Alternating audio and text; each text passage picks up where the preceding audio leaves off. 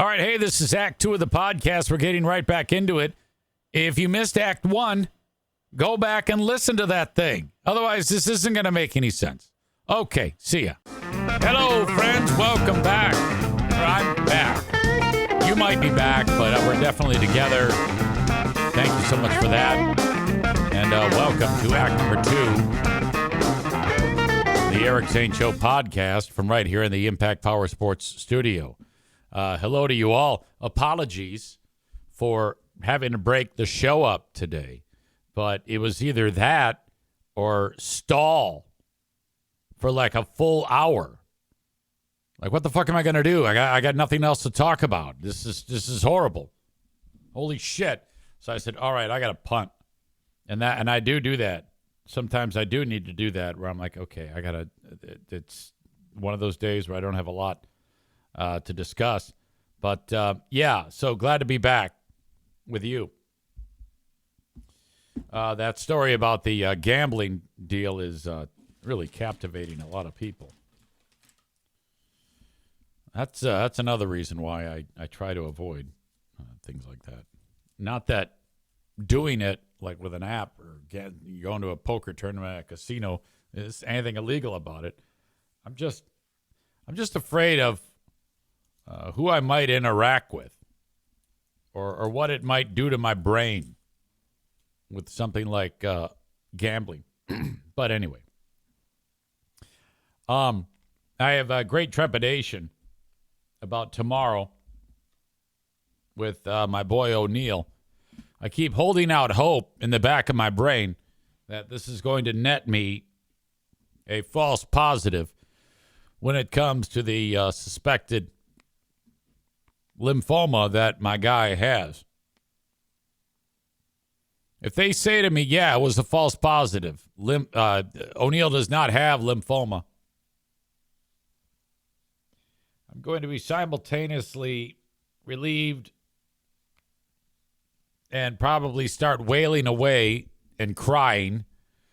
And then I'll probably get pissed off because I'll be like, how the hell did this even happen? How could this possibly have taken place?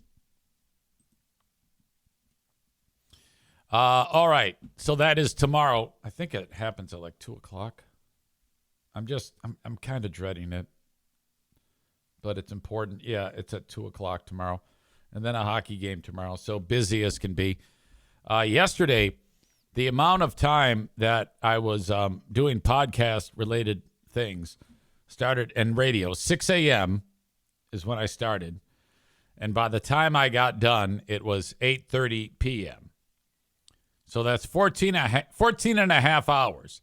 There was a 1.5 hour nap. Thank God for that, or else I would have been doomed. And then the only other thing I did was ate some food and let the dogs out a few times. That's it. I see Rick from TC Paintball is in attendance. Welcome to you, young man. We have got to get to come together and figure out another date for paintball. Tophus is here. Ms. Molly, David in Hudsonville, Michigan, Branjo, Birch Barlow. Hello to you all. And thank you for being here. Comment that you're getting this. Sometimes I start these Act 2 shows and I'm like, is anyone there? Is there anyone even that's commenting? Holy cow, what is happening? All right. United States back after it. This time, striking drug boats in the Pacific Ocean. We had been blowing up bad guys in the Atlantic. But now, and I don't know if there's anybody who is not supportive of this. You get nations that have a lot of rogue personnel. They load up whatever vessels with drugs to get them into the United States. And for the first time in history, the United States is dealing with these in a way that is unprecedented. Just blowing it up. Finding a drug vessel and then just a missile strike takes out the boat. Have you seen some of the footage of these drug boats being destroyed? You've got the black and white footage of the boat just cruising along, and all of a sudden, boom, it's gone. The only thing I'd be concerned about is, what if it's just some family cruising around? How are they sure, 100% sure, without any doubt that they are blowing up the right boat? But I sure to God hope they're not blowing up families on vacation. Holy cow. Bob says, you want cocaine sharks? That's how you get cocaine sharks. Bob says, no notification. I just happened to check back. Yeah, I don't know why Twitch does that. It doesn't let you know. I guess they only let you know once during the day or something like that. I have no idea. It's ridiculous. But nevertheless, here you are. They had a strike on Tuesday night. They blew up a boat. And I think there was another one as well. The 7 previous had been in the Caribbean. They have now killed 37 drug terrorists. My God. Is there anybody who does not like Trump who doesn't like this? Because I think the only thing, I think you got to be totally honest. You got to say, okay, all right, I hate Trump and everything that he's done, but I love this. Okay?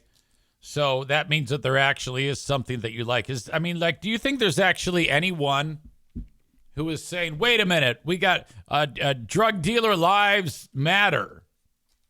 You know, is Greta Thunberg going to, have like a blockade out in the Pacific or the Atlantic Ocean to try to protect drug runners? Is there any of that?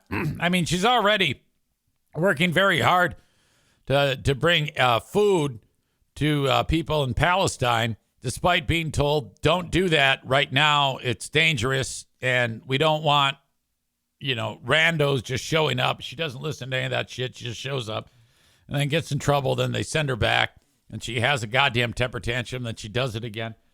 It's a catastrophe. Is there any possibility? Is there anyone, I'm asking, who is saying we need to take it easy on the drug dealers? Drug runners are being referred to as the Al-Qaeda of our hemisphere. That might be overstating things a little bit. Asked about the latest boat attack, Trump said, we have legal authority. We're allowed to do that. He had similar strikes could eventually come on land. We will hit them very hard when they come in by land. Well, I mean, that's if they're coming in through the southern or the northern border. Targeted a boat and a thoroughfare for cocaine smuggling. In the first brief video Hegseth posted Wednesday, a small boat half filled with brown packages is seen moving along the water. Several seconds into the video, the boat explodes and it is seen floating motionless on the water in flames. Yeah, I love this. Some Republican lawmakers have asked the White House for more clarification on its legal justification and specifics on how the strikes are conducted. Yeah, who's going to do that? Why would you even bother? Democrats insist they are violations of U.S. and international law. Well, there you go. These are the people that aren't happy with this. Richard Blumenthal, a Democratic member of the Senate Armed Services Committee, said he was alarmed and angry about a lack of information on the strikes. Expanding the geography simply expands the lawlessness and the recklessness in the use of the American military without seeming legal or practical justification. If I'm him, and that is true, that it is illegal, I'm not mentioning it. I'm just, I didn't know. Just pretend it didn't happen. Go about your business. That's how I would handle that. I mean, who cares? These are assholes, narco-terrorists that are bringing drugs into the country. What's the big deal? Who's upset that dead drug terrorists aren't bringing their shit into the U.S.? There are already members of Congress saying it's illegal and Donald J. Trump can't kill drug runners the way he is.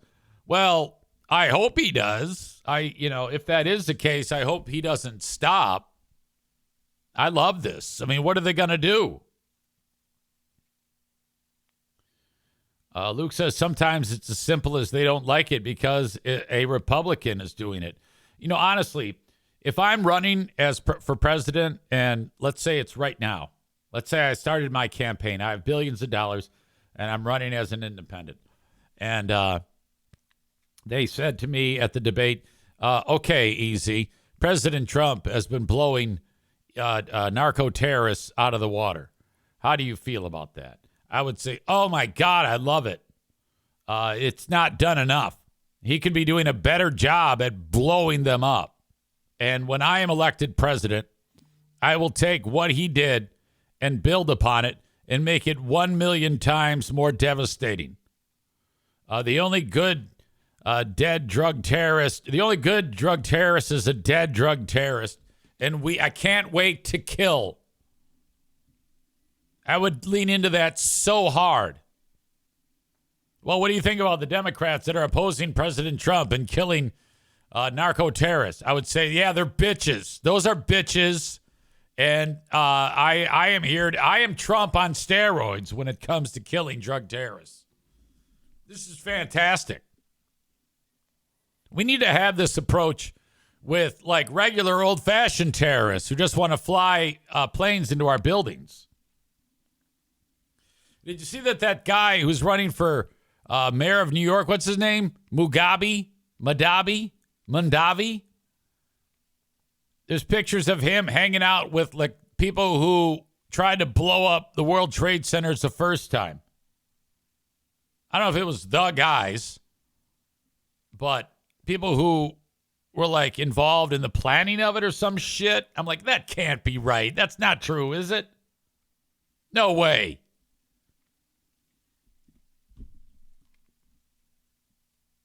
All right. So that's like my favorite thing to talk about when I hear about drug boats getting blown up.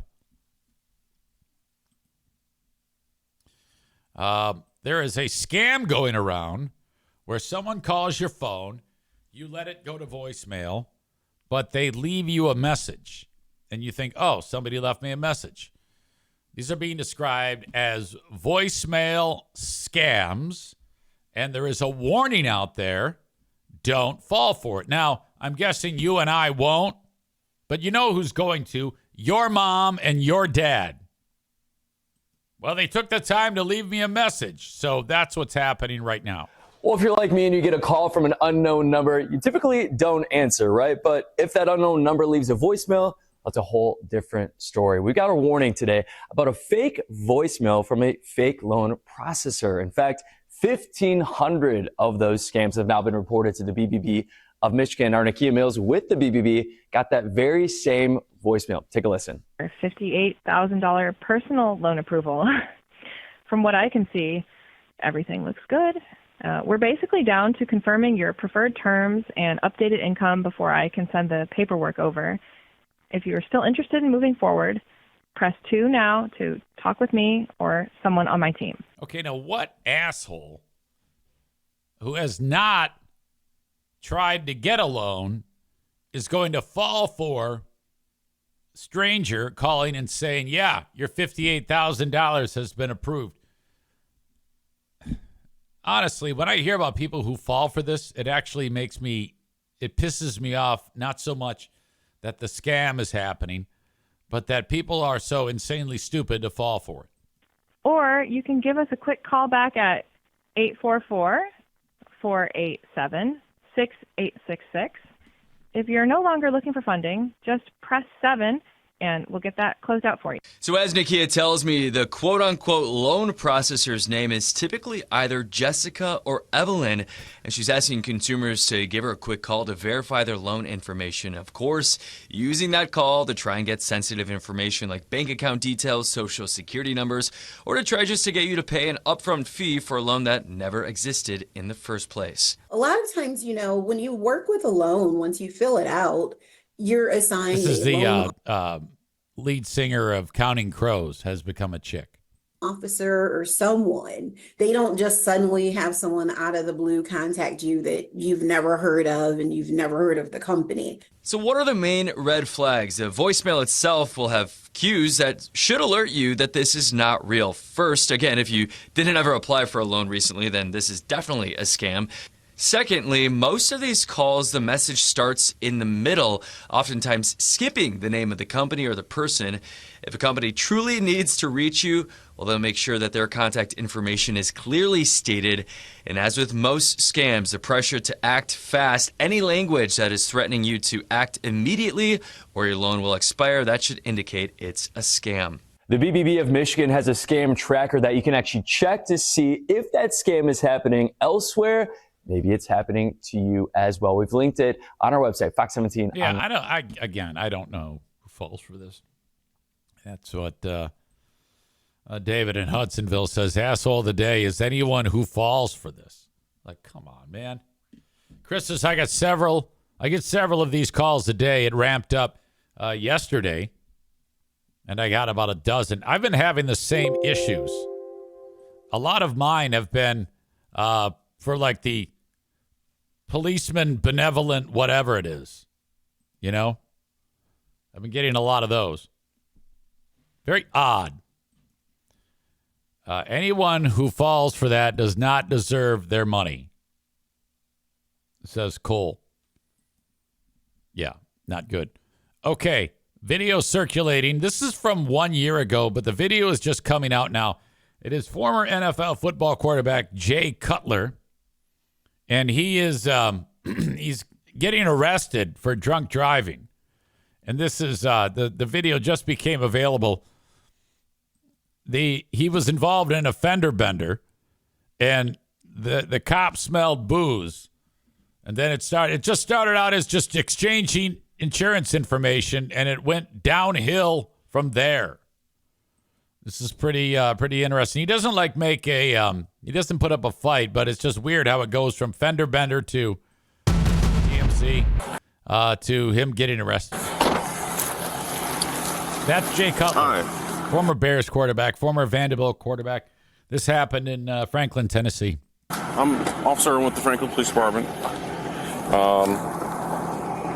Which vehicle is yours? The Ram right there? Okay. He claims I hit him. Okay, do you have proof of insurance and registration? Yeah.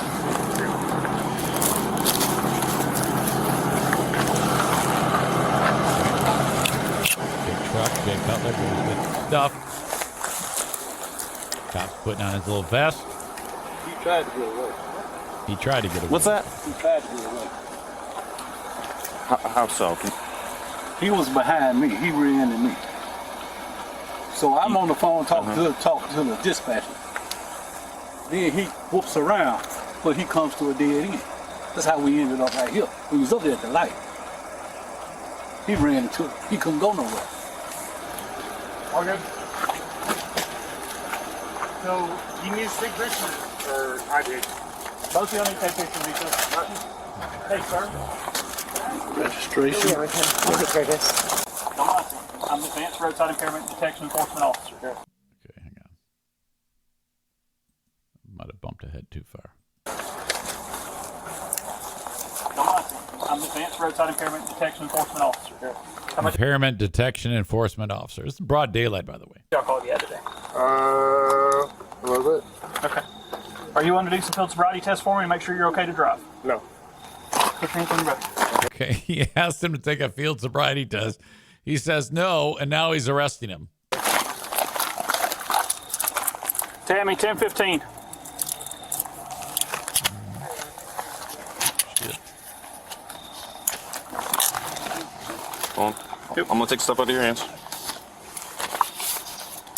You're under arrest for driving under the influence. No. Hold on 1 second. I'm going to pat you down. Do you have anything in your pocket that's going to hurt me, poke me, or stick me? No, sir. I like how he has two pairs of sunglasses like Chaz here on the Speak t-shirt. report for me. I give Jay Cutler credit. He's a big son of a bitch, by the way. He doesn't say, I'm Jay Cutler. You know, 1 second. I'm going to take this watch off because it's going to really hurt if those handcuffs pinch against that watch. I'm not. Okay, wait a minute. Sir, can I ask you a question? Okay, this is the from the other officer's point of view. Hey, sir, can I ask you a question? Because at this point, they had smelled booze. How much alcohol have you had today? No. Don't lie to me. I'm an advanced roadside impairment detection enforcement officer. How much alcohol have you had today? A little bit. Okay. Are you willing to do some field sobriety tests for me to make sure you're okay to drive? No. Put your hands on your back. God damn. Just like that. Stuff out of your hands. This guy does not fuck around. He goes, don't lie to me. I'm an advanced field sobriety officer. Because so he knows a smell, a look, one bit of bloodshot eye. This guy has seen it all. He's probably more effective at determining actual blood alcohol volume, the actual number, by just looking at someone. He's like the type of guy who's so good at this that he probably all right, what's he going to be when we test his alcohol? He's going to be a 0.24, and it's like exactly a 0.24. He's like that good. That was awesome. I'm do some field sobriety tests for me to make sure. Let me back that up. That moment. Sir, got a question for you. Hey, sir, can I ask you a question? How much alcohol have you had today? No. Don't lie to me. I'm an advanced roadside impairment detection enforcement officer. How much alcohol have you had today? A little bit. Okay. Are you willing to do some field sobriety tests for me to make sure you're okay to drive? No. Put your hands on your back. Oh.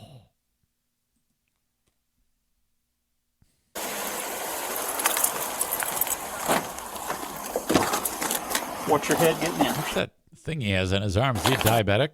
This right here? He might be. I'll turn the air on for you, okay?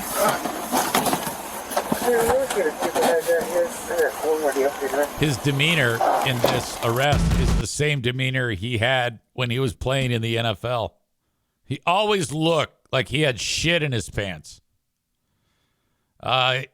He was at a whopping 0.23, which is almost 3 times the legal limit at 0.08. He cut a plea deal with prosecutors.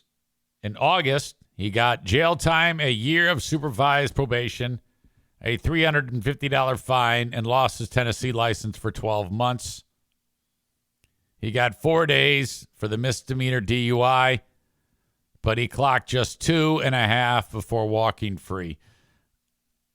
This person says, he looks awful. Glad they arrested him. He could have killed people. What a crappy role model for his kids. Yeah, I don't know how many kids he has. I don't blame him for being ripped. He was married to a plastic nut with an IQ of 60. She is denser than San Francisco fog. Okay. Yet she is worth $20 million from her own company and didn't take any money from him in their divorce. She was smart enough to divorce him.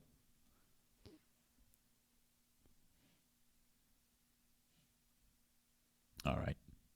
This person writes, that settles it. I'm moving to Tennessee. What? Because of how little of a punishment he got, or because I don't know. Why else would that mean? Would you say that? All right. So that's Jay Cutler. He has 3 kids, I guess, with Kristen Cavallari from Laguna Beach and the Hills. He was probably thinking after. Can I ask you a question that he was going to ask? Are you the Jay Cutler?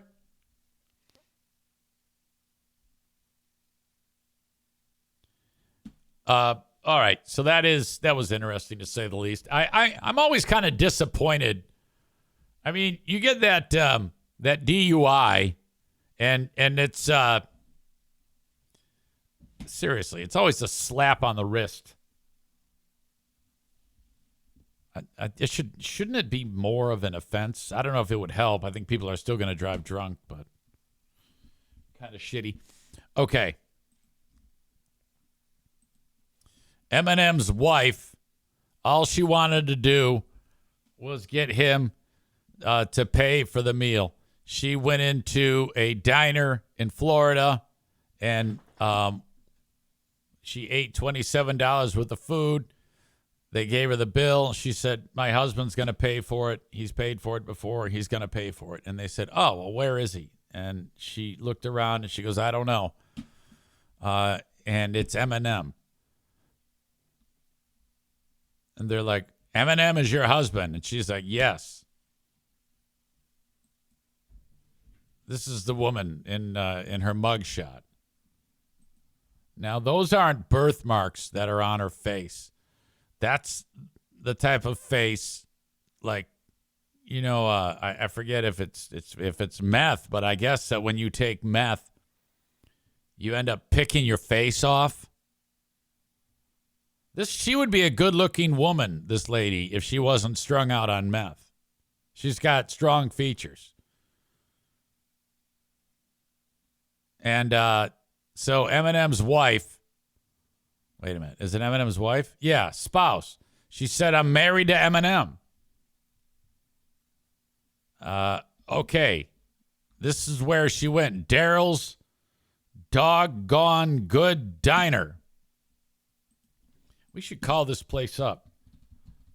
Daryl's Doggone Good Diner phone number.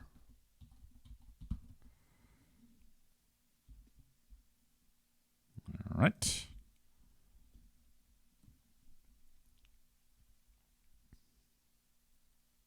It's been a while since we've called somebody. 352. By the way, she's not married to Eminem. She's just a crack whore.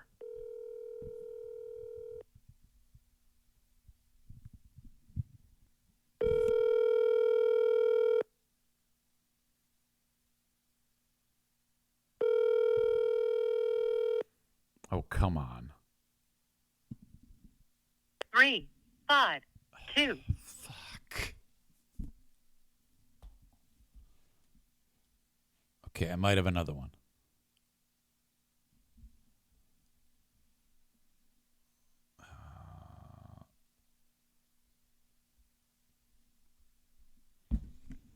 Three and a half. Oh, fuck. That pisses me off. That would have been fun. Is Mrs. Eminem a native of the HLL? And then Adam says, oh, never mind. You're right. Yeah, she made all that shit up. Poor Eminem, man. I shouldn't say poor Eminem. He's not, he's fine. So, according to the police report, Jennifer Kleber, that's who that is, 54-year-old woman, sat down, ate a ton of food, gave her the bill. The manager got involved, remembered that this same chick from her previous visits to the restaurant, she didn't pay those bills either. She said Marshall Mathers is going to pay the bill. Cop showed up. Chick says, yeah, I only got $10. The bill was $27.55. They arrested her, took her to jail, and for defrauding an innkeeper is the name of the charge. For the record, the woman's claims, pure BS. TMZ reported last week Eminem, who's definitely not married, has been most recently dating his longtime stylist, Katrina Malata. I love the story about Eminem being really, really frugal. The dude saves all of his money. Notoriously frugal. The first year the Escalade came out, he still drives that Escalade. It's like a beater. And he was asked in an interview, why are you so frugal? He says, because I was born poor. And I'm scared to death of becoming poor. So he just stacks up money. He's going to be a grandpa again or something like that. I guess Haley had the one. And then I guess there's another one on the way. Bob says those are nice trucks. Yeah, well, that's good that he got that one. And then he's driving it till the wheels fall off. I know this because of last year, my charity scam Mike's daughter got married at, and I've told this story, at this beautiful facility. This friend of Mike's owns an electric company. And they had the reception on their property. So we pulled up in the fraud bus, and it was right next door to Eminem's daughter's house, Haley. So he lives next door to Haley Mathers. And it was she had just announced that the pregnancy of the first child. Like there was that pregnancy announcement video that Eminem did with her. And it was from that place, that house. And so I go, well, what is the dynamic? She says, well, she's married. Haley is married. And I said, well, oh yeah, what does her husband do? And he said, take Dodes on Haley. His job is to just be Mr. Haley. He doesn't need a job. He's one of the richest entertainers there is in the business. So that's his job. Really nice, too. Really nice family. I guess Haley and the guy and Marshall came over to this dude Kevin's house for the chili cook-off. And, you know, the word got out that it was a neighborhood chili cook-off. And they didn't bring chili, but they all showed up to the chili cook-off. And everybody was cool. I really like Eminem. And never before have I liked someone so much. And despite the fact that everything they touch is shit, I've never understood why he is a popular rapper. I wish I was his best friend so I could say, Eminem, you are so kind and sweet to everybody, and everybody loves you. And all you do is make actual hot diarrhea. If I took a shit on the ground and held a microphone up to it, it would be more musical than anything you have ever made, with the exception of the Mom Spaghetti song and This Might Be a Job for Me. Everybody just follow me. Give me some controversy or whatever the fuck. That's it. Everything else is garbage. Hot, stinking garbage.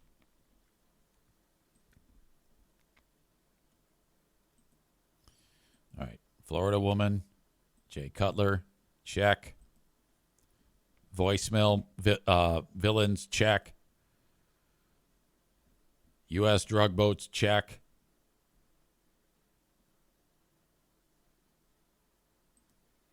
Prior, thank you to Bread Bull, not Bread Bull.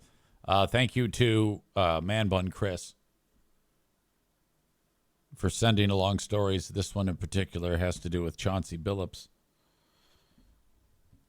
Last night was the opening of the NBA season. The Portland Trail Blazers played their first game, and then Chauncy Billups went to bed. He's a head coach, and then he wakes up to a knock at the door at the crack of dawn, and it's the feds arresting him for these poker games that cops say he did with the 4 of the 5 crime families for quite some time. Hey, you can play poker with Chauncy Billups.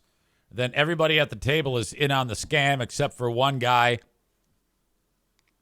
Rich people get there to these backroom poker games, and it's a big cheat fest with all sorts of tech so that they know what cards that the guy they're ripping off has.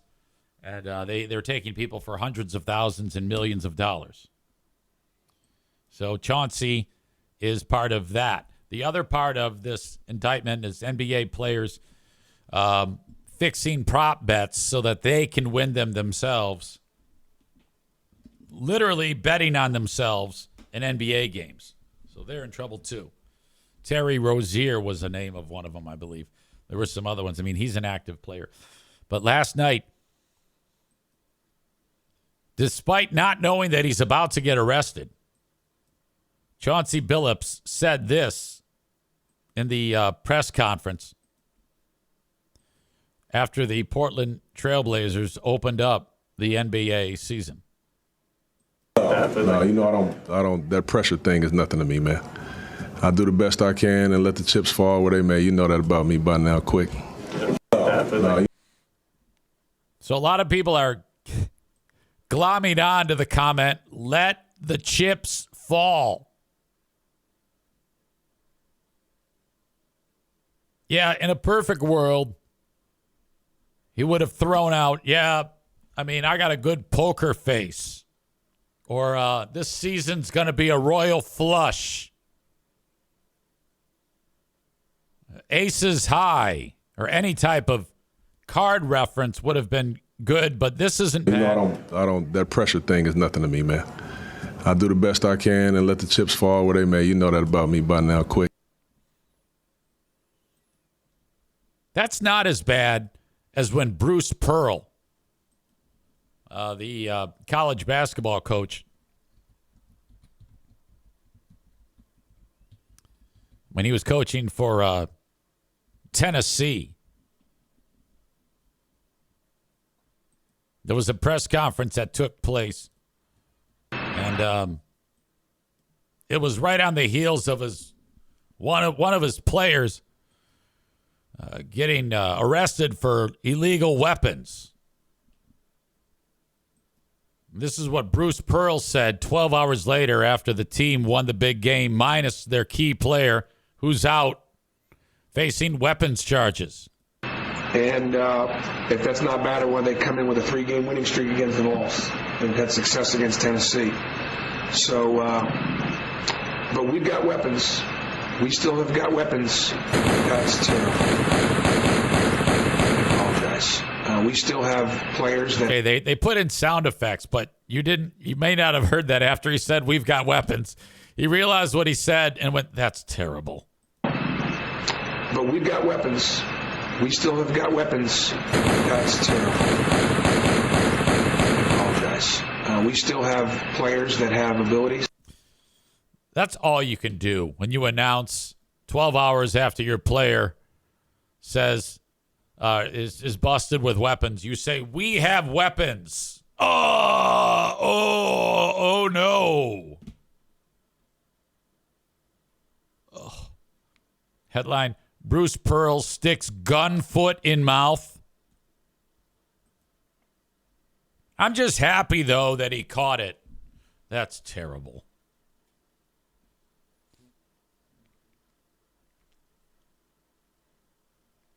Tyler says, quote, I've got a few cards up my sleeve for this season. Could have been something Chauncy Billups had said. And so it begins.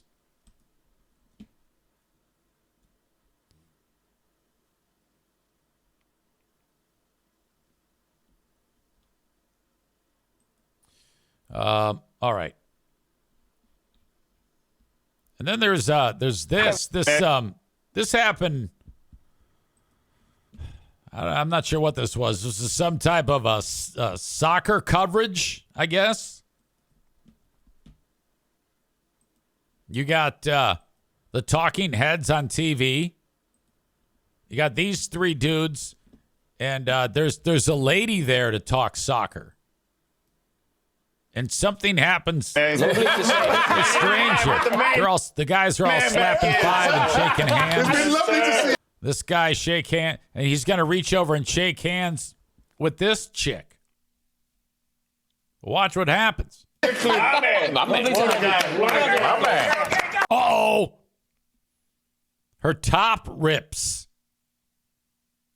There is an actual wardrobe malfunction. You can see that there's appears to be an opening in the arm, like it may have ripped. Yeah, that's it. It opened up right there. You can see the rip happening. It's just kind of like a gash. And then it's hanging in there, and then, oh no! Oh, my God! And then she reaches for her titty. Her titty is fall. Boy, she's cute. Oh, my God. What a knockout. Oh, my man. My top. She said, I just ripped my top. I love her hair. This guy's like, what? Can we get Emily in?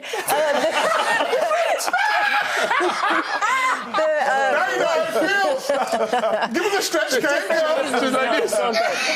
Anyways, so the blockbuster match tonight is in the Spanish capital, as you guys know. Nothing that she says matters. She's still going to wrap it up like a pro. Playing Juventus. The old These lady idiots are laughing in her is one of face. 4 Italian teams in the Champions League this season. After the break, we're going to talk about Italian football, everybody, with an Italian legend. Boy, she's good. The fact that her titty's hanging out, these 4 scumbags are laughing in her face, and she's still keeping it together like that. That is not easy work. One of those guys should have given her his coat dicks. That's what Stevie says. Yeah, they're just laughing in her face. The poor lady, her top ripped, her titties hanging out. She's still carrying on. They're just laughing in her fucking face.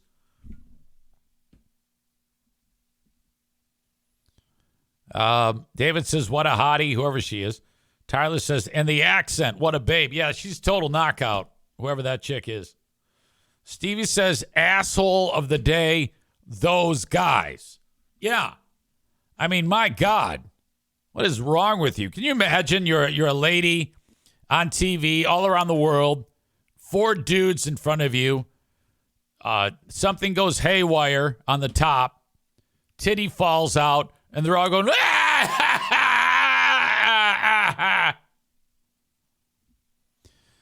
Badger says, I'm sure she's not there for soccer expertise.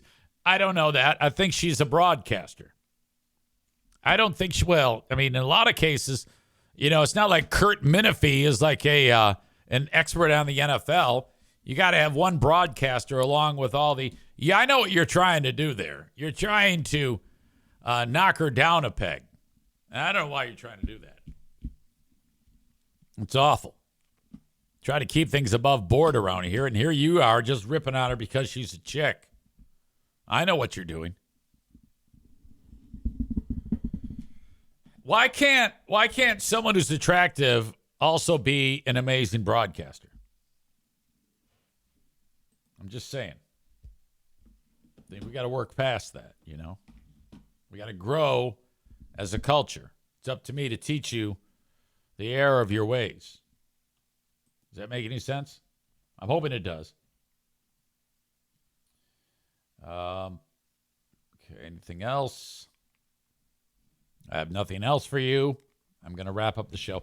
Apologies for the short show. Definitely short today. I don't like that, but 40 minutes in the first half, 40 minutes in the back half is going to be all that I can do right now. I'm going to go regroup again to bring the Patreon show to you. If you do have a news story that you'd like to send along, by all means, Eric@ericzaneshow.com. Before I get to the asshole of the day today, shout out to Frank Fuss from mypolicyshop.com, buyinsurancehere.com. I just talked to him yesterday, and he said the quickest way to get on his calendar is, you can go to buyinsurancehere.com, but he's now having me direct you to appointmentswithfrank.com. I'm sorry, appointmentwithfrank.com. When you go to appointmentwithfrank.com, you are then on his schedule. So if you want to talk to him about anything, maybe you're going to introduce yourself, say, hey, I need insurance from the marketplace. With the changes that are coming with the marketplace and with Medicare, you definitely want to get in touch with Frank. Now, if you're the type of person who, let's say you have your insurance through the Affordable Care Act, and, with the renewal, you might be like, well, I'm just going to not change anything and just let it carry over from last year. You might want to call Frank and just give an update as to how it is with you, what's going on, so you can make sure that you have the best type of care, the importance of reviewing your plan before auto-renewing. Networks, deductibles, and premiums can change, So that's the last thing you want to do. Stand by. Is just, auto renew. And then you're faced with a $150 cost per month going up. Get with Frank. He can save you some money as you review your plan. Tax credits, as I understand it, are still strong under the Extended American Rescue Plan, which is a holdover from COVID. So depending on what's going on with the government, you should be in good shape this year, according to Frank, when it comes to paying for your insurance with the Affordable Care Act. But that is quite a changing environment there concerning that. So reach out to Frank today. It's also important to note that if you have your insurance through Molina, they are exiting the Michigan marketplace. So that's going to mean a change for you. So you got to reach out to Frank. You can go to appointmentwithfrank.com or buyinsurancehere.com for more information. Your asshole of the day today. And I think I got it. Unless if I'm missing something, and you can put a nomination in the chat.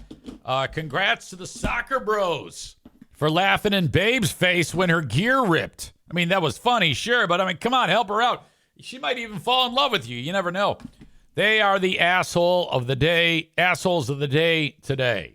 You are not, though. I appreciate you very much for supporting the show on the free platform. Think about Patreon, though. If you really want to help out, you can throw a few bucks my way and you get plenty more content, including 2 of these free beers and the Ben and Eric Patreon podcast Book Club. We just did another episode of Book Club. My God. There you go. Patreon.com/Eric Zane. Thanks so much, though. Have a good one, folks. Bye-bye.